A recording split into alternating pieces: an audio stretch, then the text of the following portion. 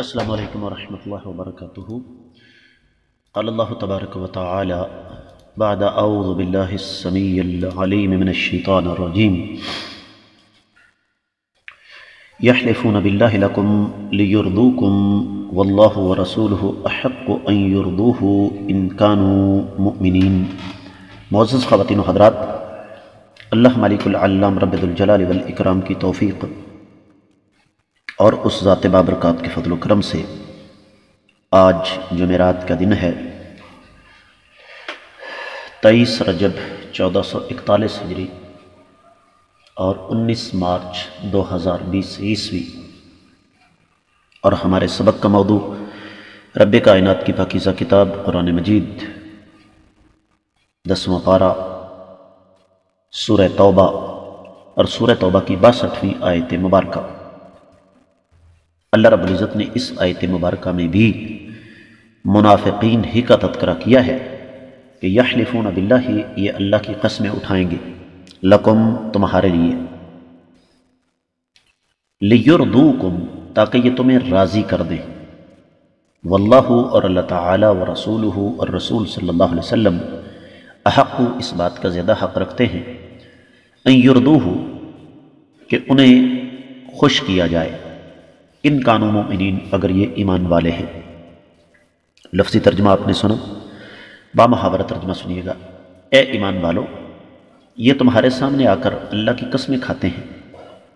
تاکہ تمہیں خوش کر دیں، حالانکہ اگر یہ سچے مومن ہوتے تو ان کو اس بات کا پتہ چل جاتا اللہ اور اس کے رسول صلی اللہ علیہ وسلم کو خوش کرنا یہ زیادہ ضروری ہے۔ امام ابن کثیر رحمۃ اللہ علیہ فرماتے ہیں کہ رب کائنات نے یہاں پر دراصل ایک آدمی کا تذکرہ کیا منافقین میں سے،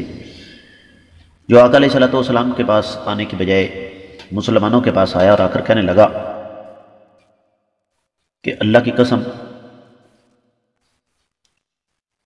کہ یہ جو مسلمانوں کی جماعت ہے نا، یہ کوئی عام لوگ نہیں ہیں، بڑی خیر والے، بڑی برکت والے، بڑے نیک لوگ ہیں، لیکن مسئلہ یہ ہے کہ یہ لوگ محمد صلی اللہ علیہ وسلم کے پیروکار ہیں اور آقا علیہ الصلوۃ والسلام کے بارے میں گستاخانہ کلمات کہے۔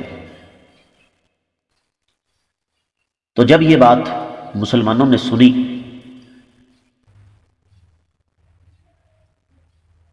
تو وہ فوری طور پر اللہ کے رسول صلی اللہ علیہ وسلم کے پاس آئے، آقا علیہ الصلوۃ والسلام کو بتایا، تو اللہ کے رسول صلی اللہ علیہ وسلم نے اس بدبخت کو بلایا اور کہا کہ تم نے ایسا کیوں کہا؟ تو جب اس کا جھوٹ پکڑا گیا تو کہنے لگا جس نے یہ کہا ہے وہ تو لعنتی ہے، میں تو ایسی بات نہیں کر سکتا، اور قسمیں اٹھانے لگا۔ تو مسلمان جو تھا وہ بیچارہ اس موقع پر وقتی طور پہ جھوٹا پڑنے لگا۔ اس نے پھر اللہ تعالیٰ سے دعا کی کہ الہ العالمین سچے کو سچا اور جھوٹے کو جھوٹا ثابت کیجیے۔ تو رب کائنات نے یہ آیت مبارکہ نازل فرما دی۔ تفسیر ابن کثیر میں اتنا کچھ، دیگر کتب تفاسیر کو دیکھیں تو اہل علم یہ لکھتے ہیں کہ اس آیت مبارکہ کے دو مفہوم ہیں، ایک خاص اور ایک عام۔ پہلے عام مفہوم کی بات ہو جائے کہ یہ منافقین مسلمانوں کے سامنے آ کر قسمیں اٹھاتے ہیں کہ مسلمان بڑے اچھے ہیں، مسلمانوں کا اخلاق بڑا اچھا ہے، ان کا کردار بڑا اچھا ہے، ان کے اندر ایمانداری بہت ہے، وغیرہ وغیرہ۔ لیکن جب خلوت میں جاتے ہیں تو یہی بدبخت مسلمانوں کے خلاف سازشیں کرتے ہیں۔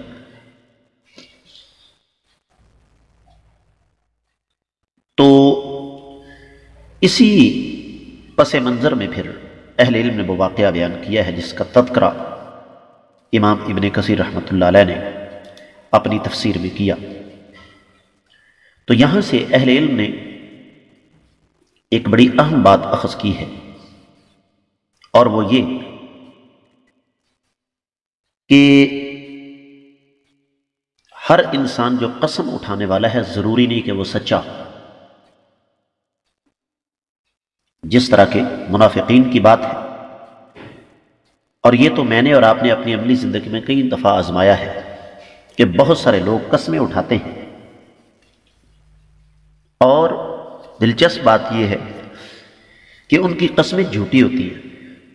جھوٹی قسمیں اٹھاتے ہیں۔ تو اللہ تعالیٰ فرماتے ہیں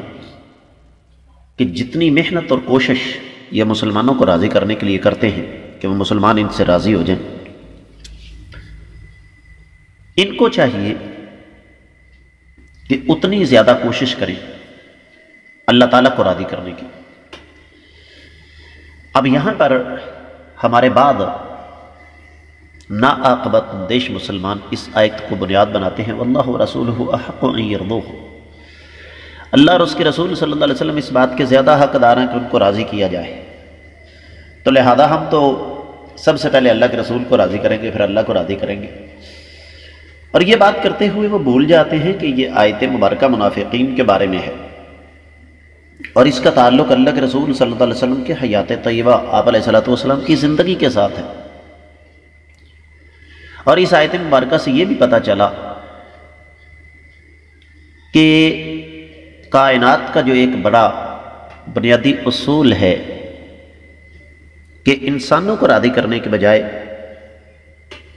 اللہ کو راضی کرنا یہ زیادہ اہمیت کا حامل ہے، اور اللہ نے شرط لگا دی ان کانوا مؤمنین، یہ ایمان کی بنیادی شرط ہے کہ انسانوں کو راضی کرنے کی بجائے اللہ اور اللہ کے رسول صلی اللہ علیہ وسلم کی اطاعت کے راستے پر چلا جائے۔ یہی وجہ ہے کہ اہل علم یہ فرماتے ہیں